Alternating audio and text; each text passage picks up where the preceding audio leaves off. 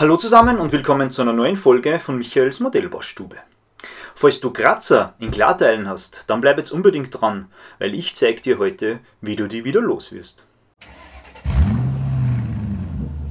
Klarteile kommen bei den verschiedensten Modellen vor. Die Klassiker sind da sicherlich die Windschutzscheiben bei Autos oder die Kabinenhauben bei Flugzeugen.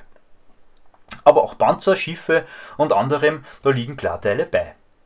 Bei vielen Herstellern, da werden diese in einem separaten Plastikbeutel gelegt, um sie vor Kratzer zu schützen. Doch gerade bei älteren Bausätzen, jetzt wie diesem da, bei Kleinserienherstellern oder bei Firmen, die es besser wissen, da ist es oft nicht der Fall. Obwohl sich diese Firmen auch schon gebessert haben. Sollte man also Klarteile in der Verpackung haben, die Kratzer aufweisen, dann muss man nicht in Panik geraten, denn mit etwas Arbeit, da bekommt man diese ganz einfach wieder weg.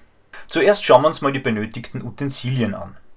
Ich habe hier Nassschleifpapier in den Körnungen 1500 und 2000. Dazu gesellen sich die Tamiya Polierpasten in Grob, Fein und Finish, also Rot, Blau, Weiß.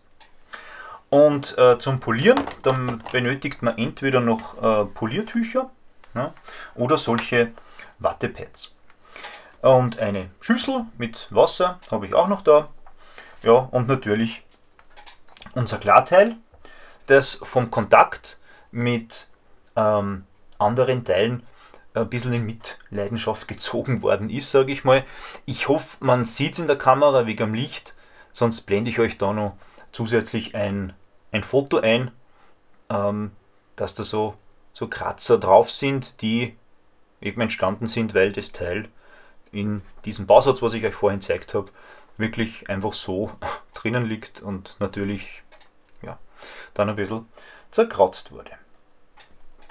Ja, und bevor es aber losgeht, da beachtet einfach, dass man mit dieser Methode, die ich euch jetzt dann zeigen werde, solche feinen Kratzer gut wegbekommt. Sollte man aber mit einem Messer oder am Schaber da irgendwie ausrutschen und einen richtig tiefen Kratzer da heraufbeschwören, dann wird es eher schwer. Da hilft dann oft nur schauen, ob man da noch irgendwie Ersatzteile bekommt. Legen wir also los mit dem 1500er Schleifpapier oder Schleifleinen oder da diesen Schleifschwamm, was ich da habe. Was man nimmt, spielt eigentlich keine Rolle. Es muss einfach zum Nassschleifen geeignet sein. Ja, das befeuchte ich jetzt gut. Und auch unser Teil. Also nur die vordere Seite zerkratzt, hinten ist weniger. So, und jetzt schleife ich damit ausschließlich in eine Richtung und mit einem nicht so starken Druck.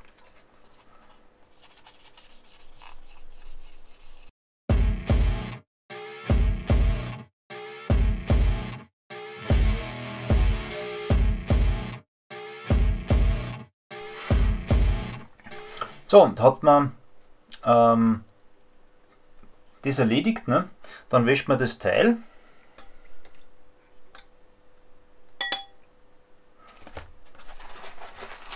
Und das Wasser, das leeren wir dann auch noch weg.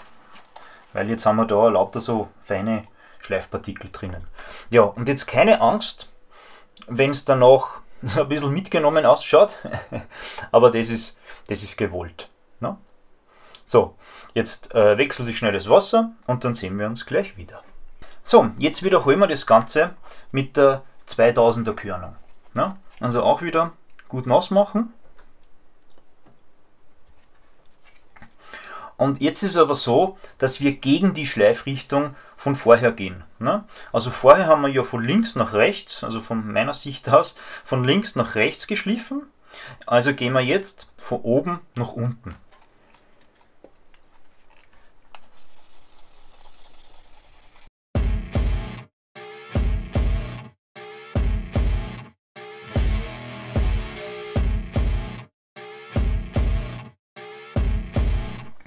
So, und auch da wasche ich die Teile wieder, ne?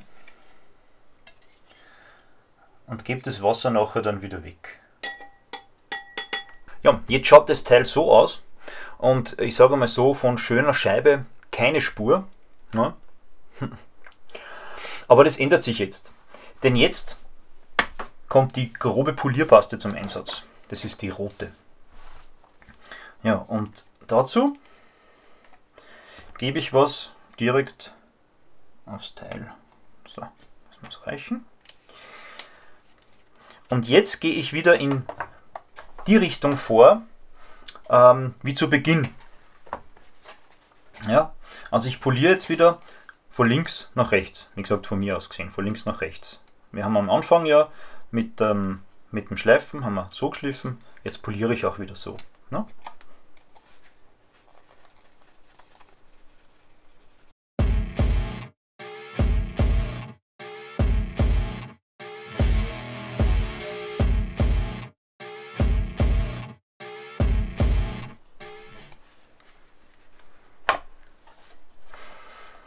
Ist das erledigt, dann wasche ich alles wieder mit einem frischen Wasser. Na. So. Und dann wechsle ich das Wasser wieder und dann schauen wir uns den nächsten Schritt an. So, jetzt schaut die Scheibe so aus. Ne? Schon ein bisschen besser wie vorher. Und jetzt kommt die feine Paste zum Einsatz, das ist die blaue. Auch da gebe ich wieder ein bisschen was aufs Teil. So.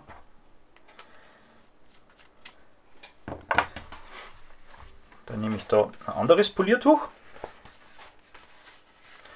So. Und jetzt poliere ich aber in kreisenden Bewegungen. Ne? Und da mit einem frischen Tuch oder mit einem frischen Wattepad, je nachdem, was ihr nehmt. So. Wie gesagt, in kreisenden Bewegungen.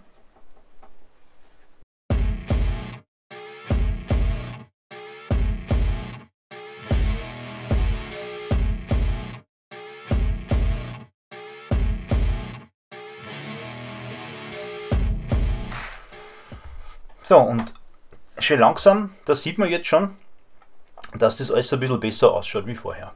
Na?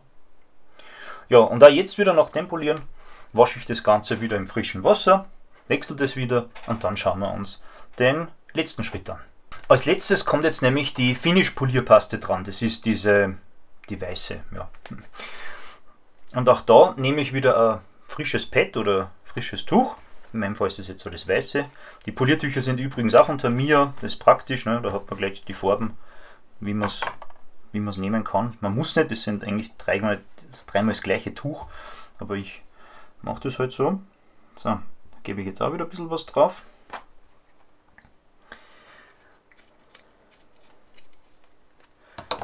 So, und auch dieses Mal arbeiten wir wieder in kreisenden Bewegungen.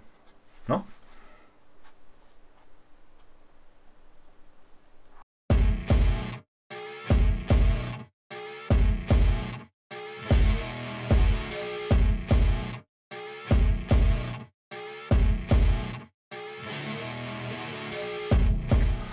So, und auch da, wenn wir fertig sind, geht es wieder unter den Wasserhahn bzw. ins frische Wasser. Ja, und das mache ich jetzt wieder und dann sehen wir uns zum Fazit. Ich blende euch jetzt noch schnell ein, wie das Teil vor der ganzen Schleif- und Polierarbeit ausgesehen hat, ne? Wenn ihr euch nur erinnern könnt. Und so schaut das Ganze jetzt aus. Ne? Es ladet sich da leider ein bisschen elektrostatisch auf, darum hat es so Fusseln drauf. Aber ansonsten seht ihr, ja, dass die Kratzer jetzt alle verschwunden sind. Ne?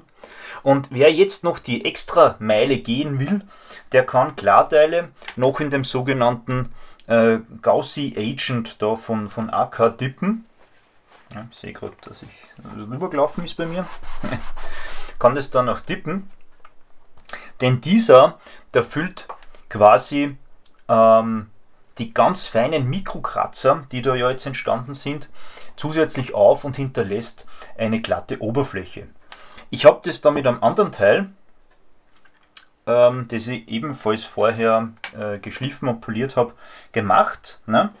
Und wie man da sieht, also ich blende euch da jetzt auch noch schnell ein Foto ein. wie das vorher ausgeschaut hat. Ne? Es hat vorher so ausgeschaut und jetzt, ist noch ein bisschen heikel, ist nämlich noch ganz, ganz frisch, jetzt schaut es so aus, ich hoffe man sieht es und ja, man sieht da schon einen deutlichen Unterschied, sagen wir mal so. Und ich würde sagen, dass dieses Klarteil fast wie neu ausschaut. Ja. Nichts mehr da von irgendwelche Kratzer oder sonst irgendwas. Ja. Wenn, dann ist es von jetzt entstanden, weil ich da herumfuchtel. Ja. Also, das wäre es eigentlich. So kann man Klarteile, wie gesagt, wenn sie nicht zu tief sitzende Kratzer aufweisen, wieder auf Vordermann bringen. Ne?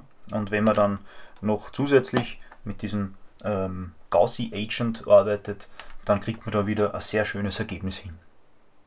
Ja, und jetzt seid ihr gefragt, habt ihr auch schon mal Klarteile poliert und wie seid ihr dabei vorgegangen? Oder habt ihr Fragen zum Thema? Schreibt wie immer alles in die Kommentare. Ja, und bis zum nächsten Mal. Da wünsche ich euch eine gute Zeit und viel Spaß beim Modellbau. Euer Michael.